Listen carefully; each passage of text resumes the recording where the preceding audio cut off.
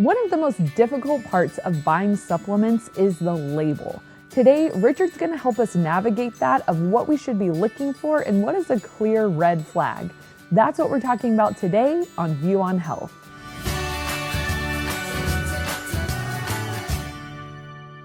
So on some of our past episodes, Richard, you've talked about the importance of doing our research, looking at labels, asking questions.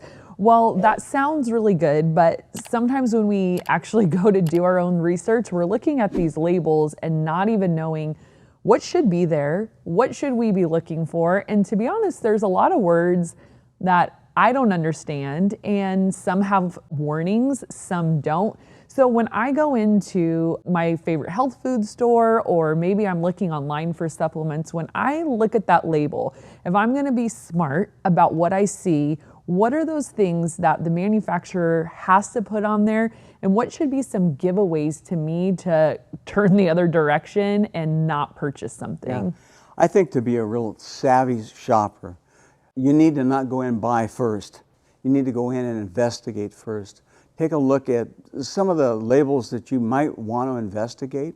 Get back on the internet and take a look at these companies. See how long they've been around.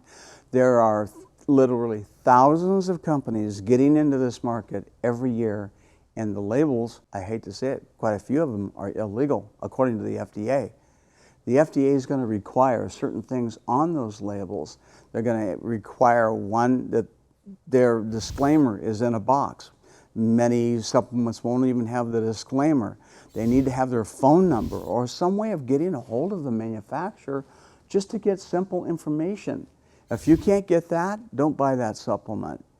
When you're looking at a label, look at the name of the product they have listed on the label. They should have the common name, and they should also have where the part is taken from. For instance, the root or the leaf. It makes a difference on the action it takes in the body.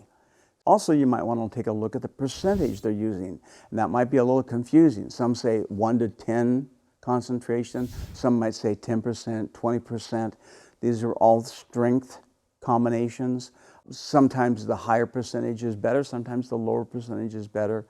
Then in the supplement box itself, it's going to tell you in the serving size how many capsules you need to take in the serving size. That's very important. You may think you're buying a bottle that has 120 capsules, but you find that you have to take 4 capsules at a time. So that limits how many servings there really are in the bottle. Then each of the ingredients in a bottle has to be listed by the amount of milligrams that are in that bottle of that supplement ingredient. Otherwise, in a descending order, if it has 150, the next one has 100, 200, or 175. That's the way it needs to be listed. But look at the bottom, and it says other ingredients. Sometimes you'll find water, sometimes you'll find multicellulose, sometimes you'll find names that you can't even pronounce as additives and fillers. Fillers aren't always bad. Fillers, you understand, have to fill up airspace, but the most important thing you want to know is that phone number and that address. Because if you want extra information on your particular subject or about you, you should be able to call them. So say I do. I pick up the phone, I call them. What kinds of things might I want to ask them? Sure, that's a really good question. Depending on what you're taking that supplement for, what testing have they done on their product? Can they send that to you? Is there any other information that you should know about, like warnings, allergies? Was it performed or made in a factory that they also do nut products or other things that could actually cause allergens with you?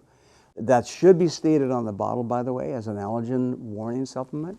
Can you take it if you're pregnant? These are all good questions to ask. How many milligrams should you be taking?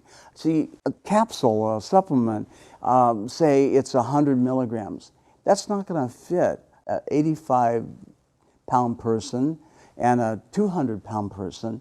It's not going to be the same. Mm-hmm. That person may need to take more at 200 versus the one at 85. And not only that, the customer may say, I'm very sensitive.